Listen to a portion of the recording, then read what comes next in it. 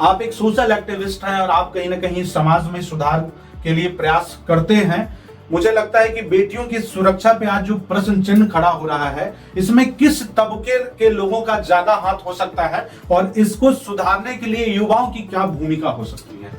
जब भी ये अपराध होती है तो विचित्र मानसिकता के ही लोग होंगे।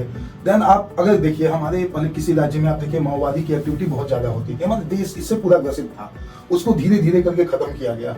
तो उसमें प्रशासन को और सरकार की बहुत बड़ी जिम्मेदारी बनती है। इसी तरह इस कुकृत्य को खत्म करने के लिए सरकार प्रशासन दोनों की सहभागिता से ही ये खत्म हो सकता है। और इवन हम नागरिकों का भी ये दायित्व होता है कि अपने बच्चों को, जानने वाले को इस तरह की चीजों से पहले से समझा के इसको करें कि हाँ क्या सही है क्या गलत है। इसका इंफॉर्मेशन कन्वे भी करना समाज का काम होता है, सिर्फ पुलिस प्रशासन का काम और सरकार की जिम्मेदारी नहीं, यह समाज की भी जिम्मेदारी है। इस पहलुओं पे वो अपना अगर इस प्रकार की घटना के पीछे, आज जैसे पोस्टमार्टम रिपोर्ट में घटना की पुष्टि हुई कि बच्ची के साथ सेक्सुअल असॉल्ट हुआ है, उस हॉस्पिटल की मान्यता रद्द कर देनी चाहिए, जो डॉक्टर थे उनका लाइसेंस रद्द कर देना चाहिए। जहां से उन्होंने किया उन सब पे ये प्रश्न चिन्ह है कि लोगों का इसमें नाम आता है, उसको तुरंत प्रभाव से उनको हटा देना चाहिए। और जितनी भी चीजें हैं, सीसीटीवी का, जैसे मैं अभी जान रहा हूँ सीसीटीवी का फुटेज हटा दिया गया उस समय का, ये जितने भी चीजें हैं, जितने भी लोग संलिप्त हैं। सर मुझे लगता है कि अगर खास करके बड़े शहरों की बात करें तो ज्यादातर जो हॉस्टल्स, निजी हॉस्टल चल रहे हैं, वहां सीसीटीवी का कोई रूल और रेगुलेशन नहीं है, या तो सही मानक पे उन हॉस्टल्स का निबंधन नहीं हो रहा है।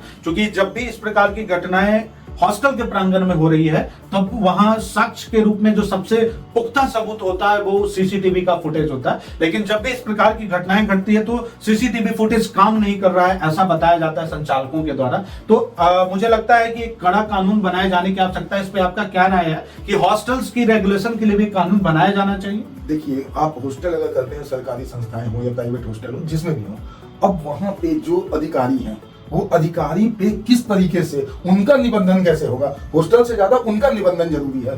जो वहाँ पे स्टाफ काम करते हैं, हॉस्टल को आप निबंधित कर दीजिएगा। मान लीजिए आपने हॉस्टल किसी को, हॉस्टल को मतलब आप कहना चाहते हैं हॉस्टल के कर्मचारियों का निबंधन? यस, उनका भी एक लाइसेंस, यस, उनका लाइसेंस होना चाहिए कि हाँ यही काम करेंगे। और उसमें अगर गर्ल्स हॉस्टल है तो उसमें सिर्फ महिलाओं का ही एंट्री होना चाहिए। नहीं, एंट्री तो महिलाओं का है, लेकिन गर्ल्स हॉस्टल में कर्मचारी के रूप में कुछ पुरुषों की भी अनिवार्यता होती है, आवश्यकता होती है। बताएं कुछ, जैसे कुछ वैसे, जैसे बाहर से कुछ सामान लाना हो, जैसे अगर आपके हॉस्टल में किचन और मेस चल रहा हो, क्लाउड किचन चल रहा हो, तो वहां पे आपको कुछ चीजों के लिए उसको रेगुलेटरी बनाना चाहिए।